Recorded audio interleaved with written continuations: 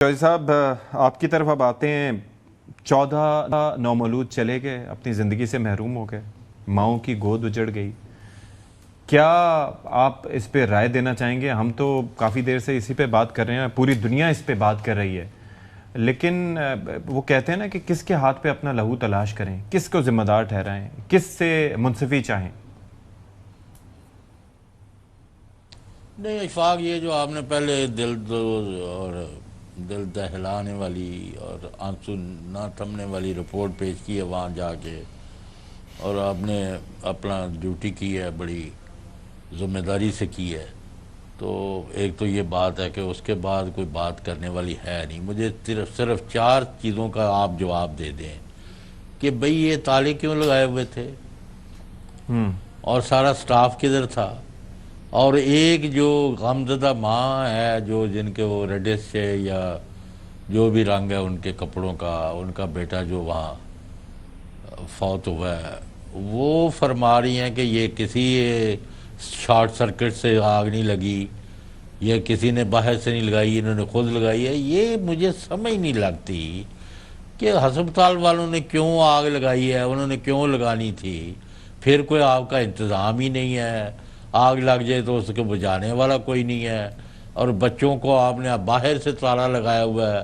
وہ بچے تو دوڑنے والے ہوتے ہی نہیں ہیں, وہ تو چھوٹے چھوٹے بچے ہیں بھائی.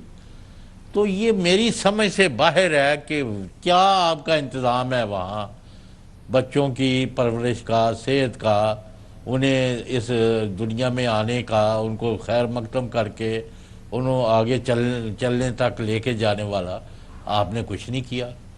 آج بھی مجھے آپ یہ بتا دیں کہ آگ لگی, معصوم بچے فوت ہو گئے ہیں, اس کے باوجود کسی کو کوئی پریشانی نہیں ہے.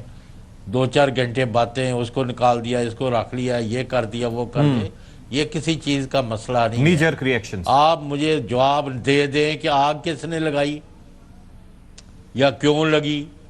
اور یہ جو لواحقین ہیں انہوں نے تو ویسے ہی بھی, آپ کا معاف کرنا, جن کا چلا جاتا ہے نا ان کے لیے تو سارا ہی چور ہوتے ہیں. تو وہ آپ اور ہم بھی ان کے نزدیک ذمہ دار ہیں کیونکہ ان کا نقصان ہوا ہے. Having said this, آپ مجھے یہ فرمائیں کہ کسی قیمت پر بھی یہ جو واقعہ ہوا ہے اس کی کسی طرح بھی کوئی جسٹیفیکیشن ہے؟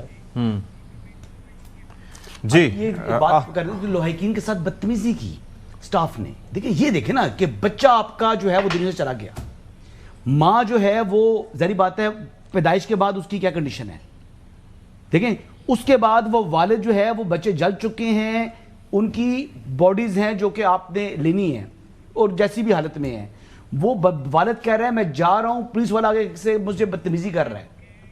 اب یہ دیکھیں کہ یہ جو ہمارے بحثیت قوم ہمارے رویے ہیں اشفاق صاحب, یہ بڑی تکلیف دہ ہوتے ہیں. وہ غریب آدمی, اس کا بچہ پری میچور تھا, وہ دنیا سے چلا گیا, اور وہاں پر جو کانسٹیبل کھڑا ہوا ہے وہ اس کے سامنے دادا گیری کر رہا ہے. یار میں آپ کو ایک بات بتاؤں, ظاہر ہے کہ رہ کے چیزیں یاد آ رہی ہیں, اور خاور صاحب اسی پہ میں اور ذیشان صاحب جب وہاں پر گئے تو وہاں پر ایک تو یہ ہے کہ جو والدین تھے بدتمیزی اپنی جگہ, لیکن ان کے جگر گوشوں کی کئی بچے سموک انہیل کرنے کی وجہ سے, یعنی کہ اگر ان کو نکال لیا جاتا they could have survived, number 1. Number 2, ministers وغیرہ کے یا VVIPs کے آنے سے پہلے ان تمام بچوں کے والدین کو وہاں سے رخصت کر دیا گیا کہ وہاں پر وہ آئیں تو کوئی سین کریٹ نہ ہو, صاحب کی شان میں گستاخی نہ ہو.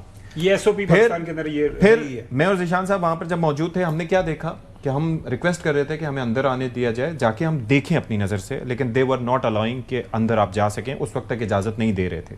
کیوں چھپا رہے تھے؟ جب پولیٹیشنز جا سکتے ہیں, جب باقی کچھ لوگ جا سکتے ہیں, تو پھر ہم نے جا کے وہاں پر کیا دیکھنا تھا؟ میڈیا کو ایکسیس کیوں نہیں دے رہے تھے؟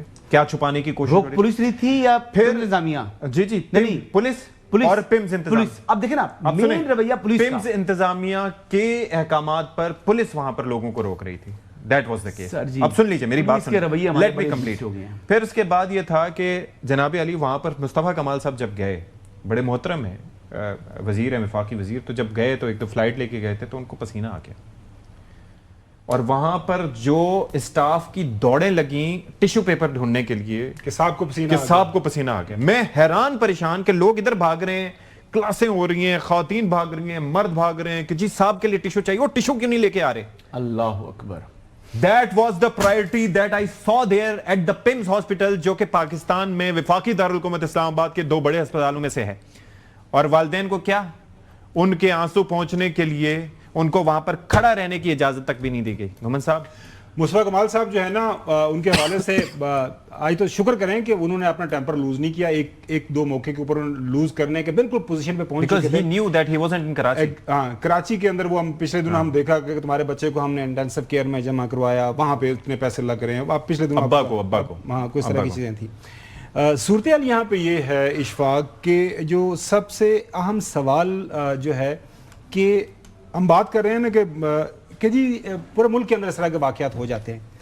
سب سے اہم سوال یہ ہے کہ یہ پورا ملک نہیں ہے, یہ اسلام آباد ہے. Exactly. یہ چھوٹا سا شہر ہے.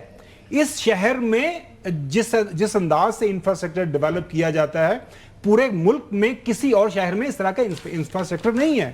آج ہی مطلب ہم نے رپورٹ کیا, آفیشیل ڈاکومنٹ ہیں کہ صرف 1 سال کے اندر 6 ارب روپے اور 84 کروڑ روپیہ لگایا گیا, اور گزشتہ سال جو گزرا ہے اس میں 23 کروڑ روپے اس سے زیادہ مختص کیے گئے کہ خرچہ زیادہ ہو گیا.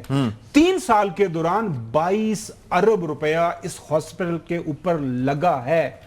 There is absolutely no reason کہ ہم اس کو یہ جسٹیفائی کر سکیں کہ کسی بھی وجہ سے کہ یہ ایک رویہ کہ جی چونکہ ایسا ہے, چونکہ ہماری اس طرح کی ٹریننگ نہیں ہے تو ہم اس کو جسٹیفائی کر سکیں. کوئی ایکسکیوز نہیں ہے. نمبر 1. نمبر 2, ابھی حسن نے بات کی کہ ان کے پاس سٹوری ہے, جنون ہے سٹوری, انفارمیشن ان کی ہے, ان کا کلیم ہے کہ انہوں نے استعفیٰ دیا اور پرائم منسٹر استعفے سے انکار کر دیا.